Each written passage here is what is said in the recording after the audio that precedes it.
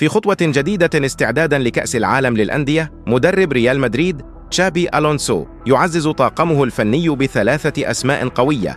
خافيير أرنايز المدير السابق للأداء في الاتحاد المكسيكي ينضم للفريق ليهتم بجوانب القوة البدنية وألعاب القوى. أما إسماعيل فرنانديز الحاصل على دكتوراه في علوم الرياضة فسيعمل على تحليل بيانات اللاعبين بدنياً وفنياً. المثير أن كلاهما متخصص في تقنية ثرموهمان، نظام متطور يكشف المؤشرات الحرارية في جسم اللاعب لتفادي الإصابات وتحسين الأداء.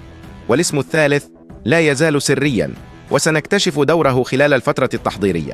من جهة أخرى، أنطونيو بينتوس مخطط الأحمال الشهير سيرافق الفريق إلى أمريكا، لكن المفاجأة سيتحول تدريجياً إلى منصب إداري كمدير الأداء في النادي.